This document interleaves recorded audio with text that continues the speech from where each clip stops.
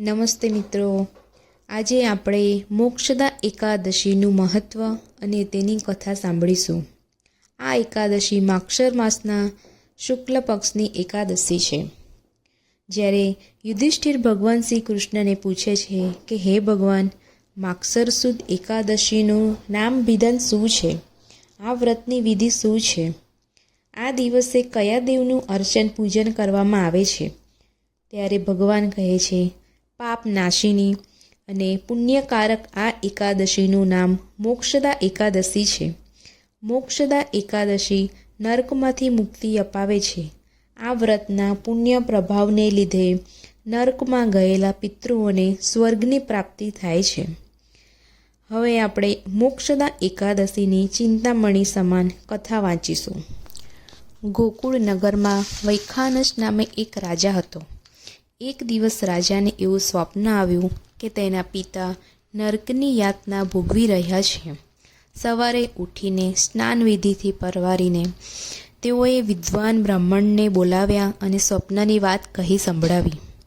રાજાએ કહ્યું કે મારા પિતાએ પોતાને એ નર્કની યાતનામાંથી મુક્ત કરવા મને કહ્યું છે, માટે કોઈપણ રીતે પિતાને નર્કની યાતનામાંથી મોક્ષ અપાવવો છે.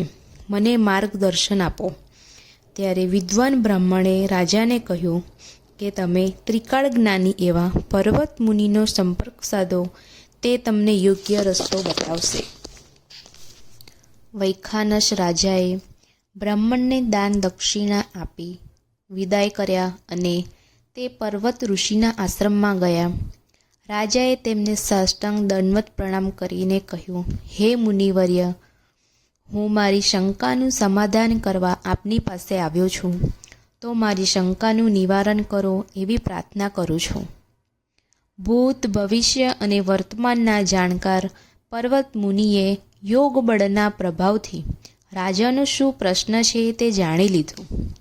પર્વત મુનિએ કહ્યું, હે રાજન, પૂર્વજન્મમાં તારા પિતાએ બીજી પત્નીને ઋતુદાન આપ્યું ન હતું, તેથી તેમને નર્કમાં જવું પડ્યું છે.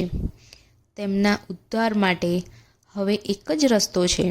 તું માક્ષર સુદ 11નો ઉપવાસ કરી રાત્રે જાગરણ કરી તેના પુણ્યનું ફળ તારા પિતાને અર્પણ કરે તો જ તેમનો સ્વર્ગમાં વાસ થાય. પિતાને નર્કમાંથી મુક્તિ અપાવવા માટે આ વ્રત તારે અવશ્ય કરવું જોઈએ. પર્વત મુનિની આજ્ઞા અનુસાર રાજમહેલના સમગ્ર પરિવારે મોક્ષદા એકાદશી ઉપવાસ કર્યો. રાત્રે જાગરણ કરી હરિગીત ગાયા અને વ્રતનું પુણ્ય રાજા તથા કુટુંબી વર્ગે તેમને આપ્યું. આ પુણ્ય પ્રભાવે વૈખાનસ રાજાના પિતાને નર્કમાંથી મુક્તિ મળી અને સ્વર્ગની પ્રાપ્તિ થઈ. મહામૂલી ચિંતામણી તુલ્ય આ મોક્ષદા એકાદશીની કથાનું શ્રવણ અને પઠન કરવાથી સર્વ પાપો નષ્ટ થાય છે અને વ્રત કરનારનું પણ અત્યંતિક કલ્યાણ થાય છે. આ વ્રત કથાનું શ્રવણ પઠન કરવાથી વાજપેય યજ્ઞનું ફળ મળે છે.